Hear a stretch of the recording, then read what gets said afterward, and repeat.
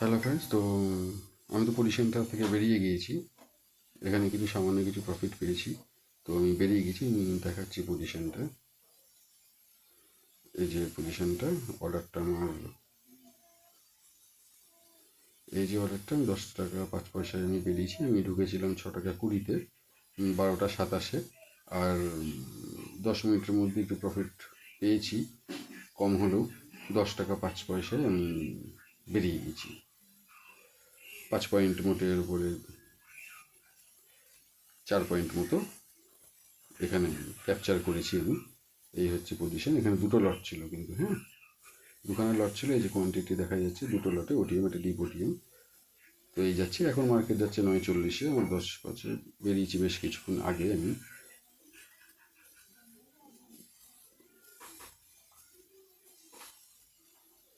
হ্যাঁ, এই যে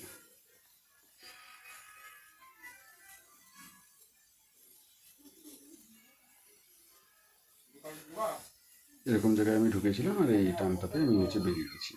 ঠিক আছে, তারপরেও গিয়েছিল 12 টাকা 70 আর আমি বেরোনোর পরেও 2 পয়েন্ট গিয়েছিল। এবার এটা চাঁদেও পৌঁছে যেতে পারে এখন। ঠিক আছে, একটু পরে এটা 9:30 থেকে, এখন 9:70 যাচ্ছে, তো এরপরে হচ্ছে এইখানে 18, 17, 18, তারপরে এই যে 30, এই 36, 40, এরকম করে হয়তো 100, 500, 1000, 1200 করতে করতে চাঁদেও পৌঁছে যেতে পারে। তা চাঁদে পৌঁছে গেলেও আমার কিছু যায় আসে না।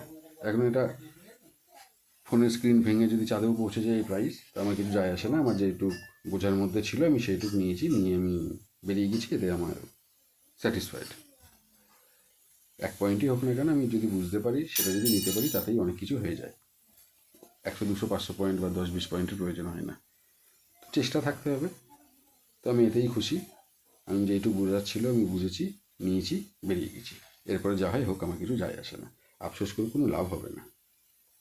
তো দেখি, আর যদি কোনো সুযোগ পাই তাহলে আমি আবার এন্ট্রি নেব। যদি, তবে এন্ট্রি নিতে গেলে আমাকে আবার, আমি দেখাচ্ছি, এন্ট্রি হয়তো আজকেই, এন্ট্রি হয়তো নাও হতে পারে, আর আবার হতেও পারে। আমি দেখি, মেন চার্টটাতে দেখাচ্ছি।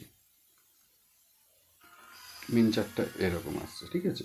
এখন মার্কেটের কাছে এর কিন্তু লোটা বেশি আছে। যদি মার্কেট যদি এক টানে যদি এটা দিয়ে দিত নিচের দিকে, তাহলে কিন্তু একটা সম্ভাবনা ছিল এত দূর আসার। এবার এখানে আসলে কিন্তু বাইংগুলো হওয়ার সম্ভাবনাও আবার কিছুটা থেকে যাচ্ছে। ঠিক আছে, এর মানে এই নয় যে মোমেন্টাম চলে আসবে, যে বাইং নিয়ে পয়সা হয়ে যাবে, সেরকমটা নয়। কিন্তু ওটিএম কিন্তু হিলবে না, সাইডওয়েজ হয়ে যেতে পারে।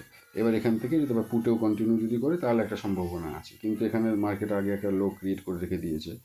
এখানেও একটা পিভট অনুযায়ী একটা লেভেল রয়েছে, যার জন্য কিন্তু একটু এখান থেকে ঘুরেও যেতে পারে, অথবা সাইডওয়েজ হয়ে যেতে পারে, সেই সম্ভাবনাটাও রয়েছে।